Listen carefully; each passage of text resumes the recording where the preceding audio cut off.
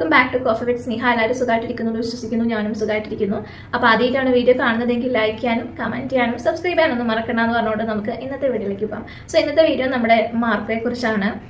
നമ്മുടെ പൃഥ്വിരാജ്, ഫഹദ് ആൻഡ് ദുൽഖറിനെയൊക്കെയാണ് നമ്മൾ pan India മൂവിയിലൊക്കെ കണ്ടിട്ടുണ്ടായിരുന്നത്. So ആ ഒരു ലീഗിലേക്ക് നമ്മുടെ ഉണ്ണി മുകുന്ദനും എത്തിയിരിക്കുകയാണ്. ഉണ്ണി മുകുന്ദന്റെ മാർക്കോ മൂവി ഇപ്പോൾ നോർത്ത് ഇന്ത്യയിൽ 140 ഷോ കൂടെ ഇൻക്രീസ് ചെയ്തിരിക്കുകയാണ്. അതും അവിടുത്തെ സ്റ്റാർ ആയിട്ടുള്ള നമ്മുടെ വരുൺ ധവാനെ മൂവി റീപ്ലേസ് ചെയ്തുകൊണ്ടാണ് ഈ ഒരു നേട്ടം മാർക്കോ നേടിയിരിക്കുന്നത്. സോ അടുത്ത് തന്നെ മാർക്കോ 100 crore ക്ലബിലേക്ക് എത്തിച്ചേരും തന്നെയാണ് ഉണ്ണി മുകുന്ദന്റെ ആരാധകരെ കാത്തിരിക്കുന്നത്, പ്രതീക്ഷിക്കുന്നത്. അതിനോടൊപ്പം തന്നെ ഇപ്പൊ എല്ലാവരും ഡിസ്കസ് ചെയ്യുന്ന മറ്റൊരു കാര്യം എന്ന് പറയുന്നത് നമ്മുടെ നിഖില വിമൽ മേപ്പടിയാൻ റിജക്ട് ചെയ്ത ആ ഒരു കാര്യം ഇപ്പോൾ ഒരുപാട് ആൾക്കാർ കുത്തിപ്പൊക്കി മുന്നോട്ടേക്ക് വരുന്നുണ്ട്. നമുക്കറിയാം, കുറച്ച് നാളുകൾക്ക് മുന്നേ ഉണ്ണി മുകുന്ദൻ എടുത്തിട്ടുള്ള വളരെ സ്ട്രീറ്റ് ആയിട്ടുള്ള ഒരു ഫാമിലി മൂവിയായിരുന്നു മേപ്പടിയാൻ. സോ അതിലേക്ക് നമ്മുടെ നിഖില വിമലിനെ വിളിച്ചപ്പോഴത്തേനും അതിൽ ഒന്നും പെർഫോം ചെയ്യാനില്ല എന്നൊരു റീസൺ പറഞ്ഞുകൊണ്ടായിരുന്നു നിഖില വിമൽ ആ ഒരു മൂവി റിജക്ട് ചെയ്തിട്ടുണ്ടായിരുന്നത്. അതിനുശേഷം അവർ ഗുരുവായൂർ അമ്പല നട എന്ന് പറഞ്ഞിട്ടുള്ള ആ ഒരു മൂവിയിൽ അഭിനയിച്ചിട്ടുണ്ടായിരുന്നു. അതിൻ്റെ അകത്ത് കാര്യമായിട്ടൊന്നും പെർഫോം ചെയ്യുന്നതായിട്ട് നമ്മൾ ആരും കണ്ടിട്ടില്ല. ഒരേ ഒരു എക്സ്പ്രഷൻ പിടിച്ചിട്ടാണ് ത്രൂ ഔട്ട് മൂവിയിൽ അവരുണ്ടായിരുന്നത്. അതിലെന്ത് പെർഫോം ചെയ്യാനുണ്ടായിരുന്നിട്ടാണ് നിഖില അതിൽ അഭിനയിച്ചത് നമുക്ക് അറിയത്തില്ല. മാരക പെർഫോമൻസ് ആണല്ലോ ഗുരുവായൂർ അമ്പലനടയിൽ നിഖില കാഴ്ചവെച്ചിട്ടുണ്ടായിരുന്നത്.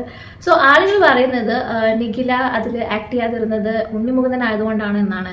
അതേസമയം ബേസിലും പൃഥ്വിരാജും ഉള്ളത് കൊണ്ടാണ് ഗുരുവായൂർ അമ്പലനടയിൽ ഒരു തേങ്ങയും പെർഫോം ചെയ്യാനില്ലാതിരുന്നിട്ട് മാർക്ക് ചെയ്തത് എന്നുള്ളതാണ് ആളുകൾ ഇപ്പോൾ സംസാരിക്കുന്നത്. എന്തായാലും എന്താണ് ഈ വിഷയത്തെക്കുറിച്ച് നമ്മുടെ നിഖില വിമൽ പറഞ്ഞതെന്ന് നമുക്കൊന്ന് കേട്ടു നോക്കാം. എനിക്ക് അനുശ്രീയൊക്കെ എനിക്ക് നേരത്തെ സുഹൃത്തുക്കളാണ്. പക്ഷെ രണ്ടുപേരെയും മേപ്പടിയാൻ ചെയ്യാൻ വിളിച്ചിട്ട് വന്നില്ല എന്ന് പറഞ്ഞു. എന്തുകൊണ്ടാണ് മേപ്പടിയാൻ വേണ്ടാന്ന് വെച്ചത്? അഭിനയിക്കാൻ സത്യമായിട്ടും ആദ്യമായിട്ട് എൻ്റെ അടുത്ത് കഥ പറയാൻ വരുമ്പം മുഴുവൻ കഥ പറയുമ്പം കുട്ടി ജീപ്പി വരുന്നു, ജീപ്പിൽ നിന്ന് പോകുന്നു മാത്രമേ ഉണ്ടായിരുന്നുള്ളൂ. അപ്പൊ ഞാൻ സ്ക്രിപ്റ്റ് ചോദിച്ചു. അപ്പൊ എന്നോട് പറഞ്ഞു സ്ക്രിപ്റ്റ് കുത്തി വരച്ചിരിക്കുകയാണ്, തരാൻ പറ്റില്ല എന്ന് പറഞ്ഞു. അപ്പൊ എനിക്ക് മനസ്സിലാകാത്തൊരു തേങ്ങയില്ല. മേ ബി നിഖില പറഞ്ഞതുപോലെ തന്നെ സ്ക്രിപ്റ്റ് ഒന്നും ഇല്ലാത്തത് കൊണ്ട് തന്നെ ആയിരിക്കണം അവര് മേപ്പടിയാൽ ആക്ട് ചെയ്യാതെ എന്നിട്ടുണ്ടാവുക. ബട്ട് ഗുരുവായൂർ അമ്പലനടയിൽ എന്തുണ്ടായിട്ടാണ് ആക്ട് ചെയ്തതെന്നുള്ളത് നമുക്ക് ആർക്കും പിടികിട്ടാത്ത ഒരു കാര്യം തന്നെയാണ്. അതുപോലെ തന്നെ ഉണ്ണി മുകുന്ദന്റെ ആക്ടിങ്ങിന്റെ ഇനീഷ്യൽ സ്റ്റേജിൽ ഒരുപാട് ആളുകൾ അദ്ദേഹത്തെ പുച്ഛിക്കുകയും ഒഴിവാക്കുകയും ചെയ്തിട്ടുണ്ടായിരുന്നു. ഒരുപാട് സ്ട്രഗിൾസ് അദ്ദേഹം ഇനീഷ്യൽ സ്റ്റേജിൽ ഫേസ് ചെയ്തിട്ടുണ്ടായിരുന്നു. അപ്പൊ അങ്ങനെ ഒരു സ്റ്റോറി നമ്മുടെ ടിനി ടോം ഷെയർ ചെയ്തിട്ടുണ്ട്. നമുക്ക് എന്തായാലും അതും കൂടെ ഒന്ന് കേട്ടു നോക്കാം. ഒരു പയ്യൻ വന്നിട്ടുണ്ടായിരുന്നു, അത് ഒരു വിക്കനായിട്ട് അഭിനയിക്കാനാണ്. ആ പയ്യനെ അടുത്ത് എപ്പോഴും ചോദിക്കും, എങ്ങനെയാണ് ചേട്ടാ ഈ വിക്കൻ സ്റ്റാമറിംഗ് എന്ന് പറഞ്ഞു. അപ്പൊ ഞാൻ കുറച്ച് പഠിപ്പിച്ചു കൊടുത്തിട്ടുണ്ട്. ഇന്ന പയ്യൻ നല്ലൊരു സ്റ്റാറായിട്ട് വന്നു. എന്നോടൊപ്പം തന്നെ അമ്മ എന്ന് പറയുന്ന സ്ഥലത്തിൽ എക്സിക്യൂട്ടീവ് മെമ്പറായിട്ടുണ്ട്. ഉണ്ണി മുകുന്ദൻ എന്നാണ് പേര്. അപ്പൊ അന്ന് അമ്പിലൊരു നടി ഇതിന്റെ ഒപ്പം നിന്നിട്ട് ഫോട്ടോ എടുക്കാൻ ഇത് ഉണ്ണി പോലെ ഷെയർ ചെയ്യാത്ത കാര്യമാണ് ഞാൻ വിളിച്ചു പറയുന്നത്. അതിപ്പം നിന്ന് ഫോട്ടോ എടുക്കാൻ കുറച്ചിൽ പോലെ കണ്ടിട്ട് ഒരുമിച്ച് ഫോട്ടോ എടുക്കാൻ പറ്റില്ല ഫോട്ടോഷൂട്ടിൽ. അപ്പൊ നടിയുടെ പേര് ഞാൻ പറയുന്നില്ല. അപ്പൊ ഞാൻ ഓർത്തു അധികം പുതിയ പയ്യനാണല്ലോ, എൻ്റെ ഒപ്പം എടുക്കാൻ പറ്റില്ല എന്ന് പറഞ്ഞു. പക്ഷേ കാലം അവനെ നായകനാക്കി തിരിച്ചു കൊണ്ടുവന്നു. ഒരുപക്ഷെ ആ നടി അവൻ്റെ ഒപ്പം ഇപ്പോൾ ഫോട്ടോ എടുക്കാൻ ആഗ്രഹിക്കുന്നുണ്ടാവും. അപ്പൊ കർമ്മ എന്ന് പറയുന്നൊരു കാര്യമുണ്ട്, കാലചക്രം എന്ന് പറയുന്ന ഒരു കാര്യമുണ്ട്, കാവ്യ നീതി എന്ന് പറയുന്നൊരു കാര്യമുണ്ട്. അന്ന് എനിക്ക് മനസ്സിലായി. കാരണം ആരെയും ചെറുതായിട്ട് നമ്മൾ കാണാൻ പറ്റില്ല. ഒരു മയിൽക്കുറ്റിയാണെങ്കിൽ പോലും നാളെ എന്താവും എന്ന് അറിയാൻ പറ്റില്ല.